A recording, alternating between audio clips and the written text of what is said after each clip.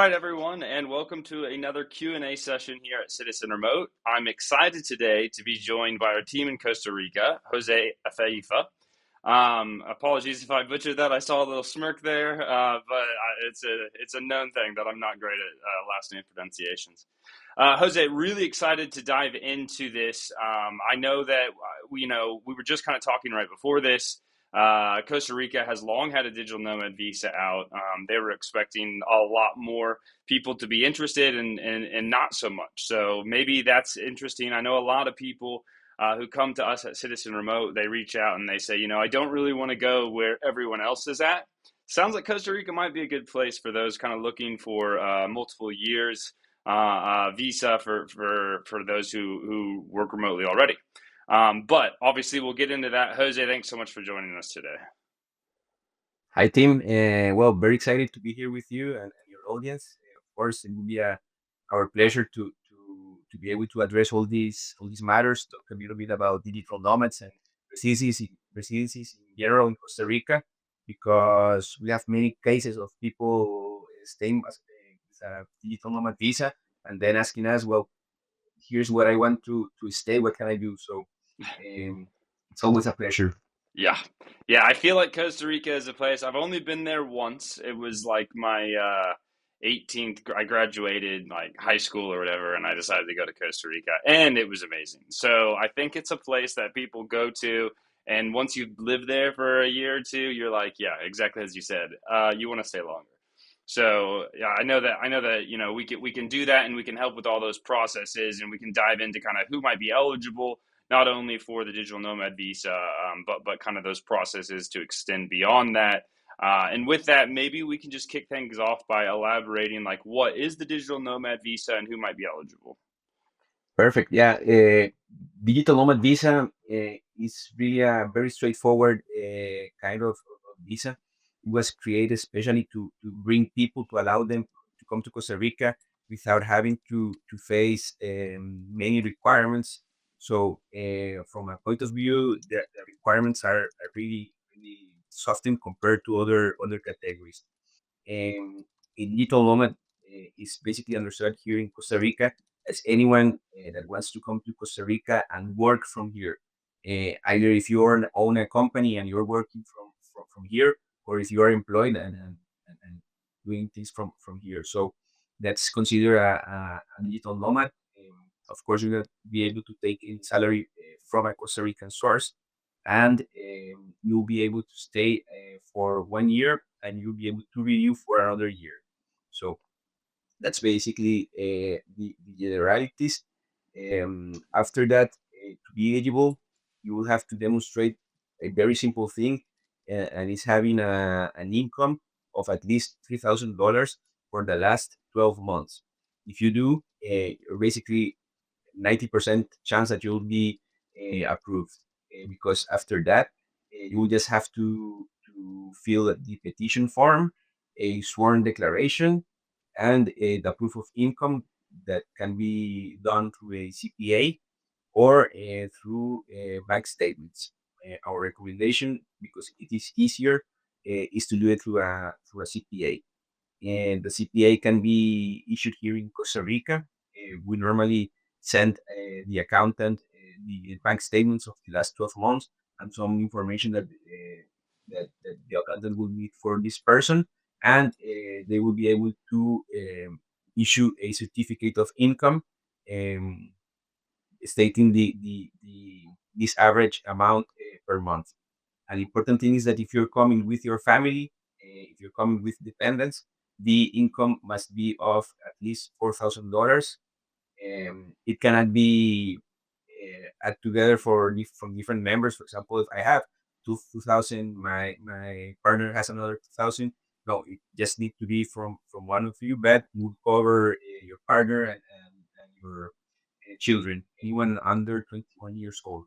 So at the end of the day, it's also very easy for dependents to apply as well, if you are into a digital nomad visa. Um, Besides from that, the process is very straightforward. It began with a 100% digital process right now, and immigration suffered a hack last No. year. Oh Yeah. no. So the possibility to file online is currently down, but the physical petition can be it's available. So you file these documentations, and from 15 to 22 days, you will be receiving the resolution. That's the time frame that we have been getting for the past 6 months. So the process is started fairly quickly, but you have to be in Costa Rica to apply. That's the only problem right now. Um, we expect the system to be up and running quite soon. There has not been an official notice, but once it is available again, you'll be able to apply from anywhere in the world. Okay, well, wonderful. So that's a perfect time to say if you are interested in applying, reach out to us. It sounds like a great option there. So yeah, I guess just to clarify really quickly, what nationalities are eligible? Is anyone eligible for this, or are there specific nationalities that are kind of more accepted? Yeah, everyone is eligible. Um, Currently, and it has been like this for a long time. Immigration has divided. It has four it has four groups of different nationalities, classifications. So we can say, and depending on which group, you'll have to comply with certain requirements to apply for a entry visa.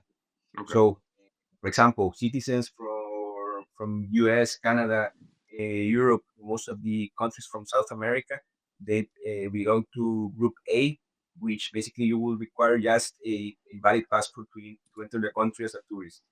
Um, Group B, you might need to request a consular visa. So it depends. Group D, for example, you will have to request what it's called a consultative visa, and it's going to be studied by a special commission. But those are kind of countries which we don't have any kind of tourism from. For example, I can say Afghanistan, or other countries with very difficult situations currently.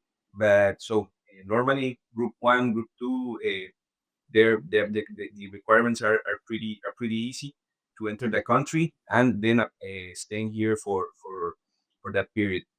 Okay, and perfect. And maybe that's a good time to clarify. Obviously, you hear digital nomad visa, but it's not necessarily a visa. It's more along the lines of like a temporary residence permit. Is that correct? Yeah, but in Costa Rica, temporary residencies are granted under different circumstances. Okay. Um, yeah, the name is basically just they call it here an estancia, which is basically the authorization to stay for a longer period rather than a visa, Okay. because a visa here is understood like basically just as a tourist. You have independent for US or Canadians or European citizens, you can stay here in Costa Rica as a tourist up to 6 months right now. And the digital nomad will allow you to stay for on a total of 2 years. So Okay. yeah, it's different. So it's a unique thing. Is there anything that comes with that? Like, are you able to buy property, or like, what are the differences between like becoming a resident, which I assume we'll chat here in a bit, like if you want to extend and what those pathways are, but on just the temper or the digital nomad visa, what are kind of those rights that you have? Yeah, in Costa Rica, really anyone with a valid passport, can purchase property. It Oh, would be registered to their name and their passport. So it is you're not required to have a certain kind of immigration status to do so. But when you become a digital nomad, you will receive of course, a special identification from the immigration authorities, known as DMEX. It's a identification for foreigners, and that will allow you to access the banking systems, open a bank account in Costa Rica, which is very important for if you're staying in the country to pay your bills, etc., doing lots of stuff. And also, the digital nomad visa, for example, has some things that make it special. For example, you're not considered taxable in Costa Rica. So during the 2 years, any income that you receive, it will not be taxable in Costa Rica. You don't have even to declare it. That Wow. you will continue to declaring your taxes in your country of origin, or wherever the source of income is coming from, but you're not going to be considered someone to be taxing in the country. Also, you don't have to register before Social Security, which is a requirement for the other kinds of categories. But you will be required to purchase a national or international insurance for the period of time that you're staying, 1 or 2 years, with a minimum coverage of $50,000. So that's like an easy requirement. You will be also be able to get a Costa Rican driver's license. You can change your driver's license for a Costa Rican. You'll keep your original. You don't have to live in Yeah. with the authority, but you'll be living a Costa Rican one. And if you need to leave the country and re-enter, you do it without any special requirement. You just pass by immigration, show your ID, and you'll be allowed without any problems. At the end of the first year, you will have to renew for another period of 1 year, and you will just need to demonstrate that you keep having the insurance, and that you still have the same minimum income. Okay. And is that ID you mentioned? Is it a Costa Rican ID that you provided, or okay? Yeah, it's a an official Costa Rican identification issued by the immigration authorities, and right now it's issued digitally and physically. But in a couple of months, the physical ID will disappear. It would be just a digital identification, verifiable through a QR. So it's very practical. Okay. And then earlier you had mentioned you must be in Costa Rica, obviously temporarily with this whole situation. But I guess once that changes, and you're able to apply online once again, are you still able to apply in person in country, or does it go back to only being able to apply out of country? Yeah, you are able to apply if you're in the country and you want to apply online, you can do it. The only thing is that if you already entered the country, you will have to add one requirement, which is the photo of your passport and the entry stamp, because you need to demonstrate that you are still within your tourist visa period. Okay. That's Okay. that's the like really the only difference. Okay. And then background checks and translations. I'm just kind of curious, are they required? Yeah. No, for a digital nomad visa, you're not required to file any background checks. Immigration will take care of that. They will do it through Interpol, and they will verify that way. In the other requirements or other categories, you are always required to bring your background check and have it translated if it's not issued in Spanish. In general, any document it is not issued in Spanish must be officially translated once in Costa Rica. So that's important because sometimes we receive clients and they say, "Well, look, we took care of the translation in our country. It doesn't work. It must be done in Costa Rica." But for digital nomads, if, for example, if you are married and you're coming with your wife or husband, you will be required to bring a copy of the marriage certificate, just a simple copy, not an apostille or anything like that. And for the children, you'll have to bring copies of their birth certificates. That's it. But no other special requirement, no apostille, nothing. Okay. And then kind of on the partnership, the marriage and stuff. Some people who have like long-term partners, but they've never gotten married, but they've lived together, are they recognized? They are recognized when you can prove any kind of civil union. And if you're not married, but you have any status of civil union in your country, you just have to send a proof, and that will be it. For example, let's talk about France. In France, there's the PAX, and when you are PAX, you'll be able to demonstrate that civil union. It's not a marriage, but it's a recognized civil union. If you don't have a proof, if you're just living together, that will not work. Okay. A good time right now to just mention that Jose is a wealth of knowledge. So if anyone wants to book a consultation, you can just do it in the description of the video here. Speaking of partners, for those who are coming with, like they're a dependent on the main applicant, are those partners, if they work remotely as well, are they allowed to work remotely under their partner's main visa, or is it separate? Yeah, as long as they don't try to be employed in the country or try to have a source of income in Costa Rica, they will be perfectly fine. I always talk with my clients, and because it's like typically when you are visiting another country and you take your computer and I'm gonna work a little bit here from anywhere, Yeah, it's exactly the same. You know, yeah, the most important thing is that if you're wanting or you need to work in Costa Rica and get an income from a Costa Rican source, you will have to definitely request a work permit. yes, yes, because the digital nomad visa doesn't allow anyone to work. Yeah, No, it's not a no, it's pathway for you to work. exclusively exactly. Yeah. And then I guess, yeah, I mean, especially when you're not even having to file taxes for the whole 2 years under this visa, it seems pretty relaxed. It seems like a really attractive visa in my book. I mean, a lot of these South American countries have these pathways, not nearly as many, or I don't know of any other really that offers 2 years. A lot of them are kind of like 18 months or something like that. But a lot of them don't have the option or don't make you file for taxes, which is just so nice. So hopefully more people kind of get in touch with these South American visas because they sound fantastic, and I'm just picturing myself on a Costa Rican beach right now, and I'm just jealous. I'm in Iceland, so it's quite different. Um, okay, well, great. This has been fantastic. I'm trying to just double check here to see if there's any other information that we haven't covered. You said the submission timeline. I know when it's online, it's quite a bit quicker. Did you talk about that?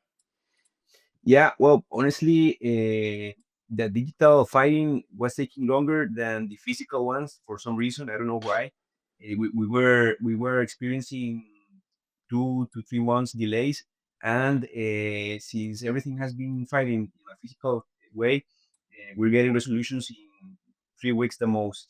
So it has been very quickly, but normally when the systems will be available, they are always mentioning that their goal is to reply in 15 to 22 working days. Okay.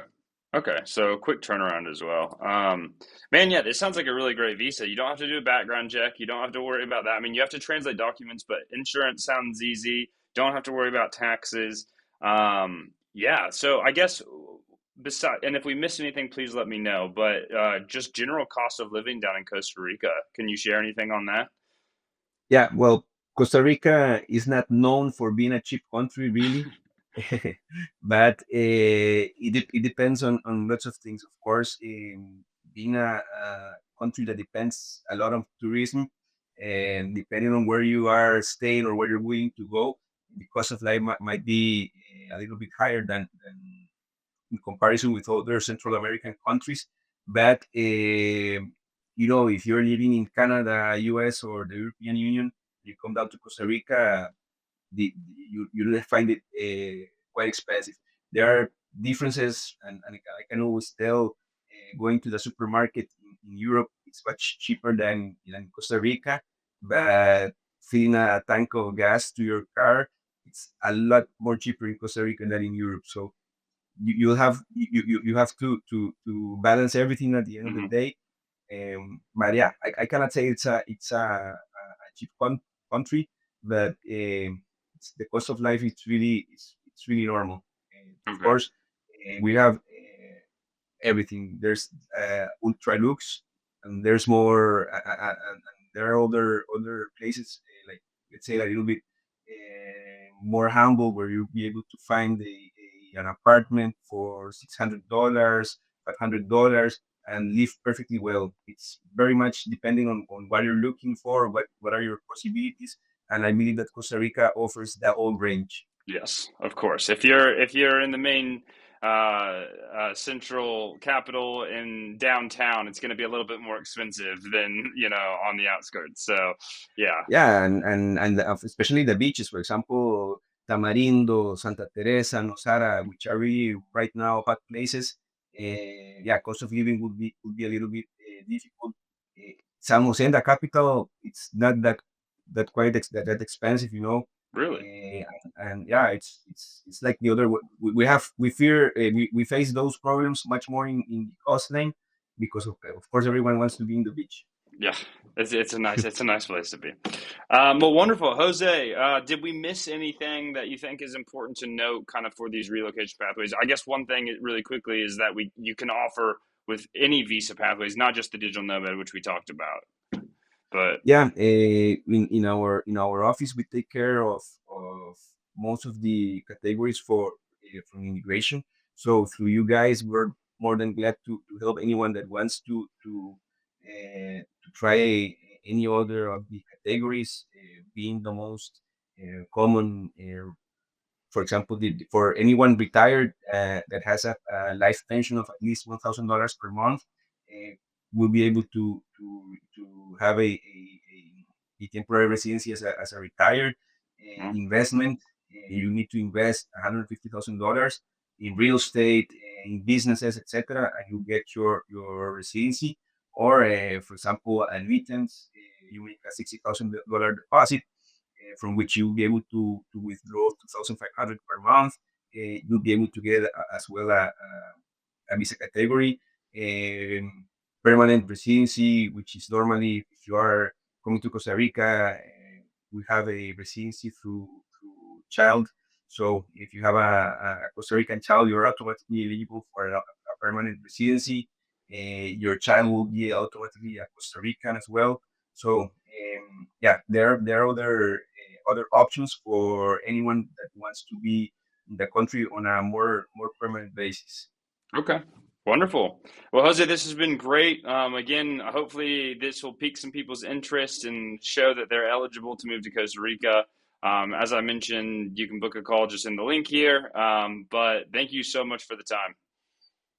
You're very welcome. As said, it always exciting talking about this and using your platform, which is it's really great. All right, wonderful. Thanks, Jose. You're very welcome.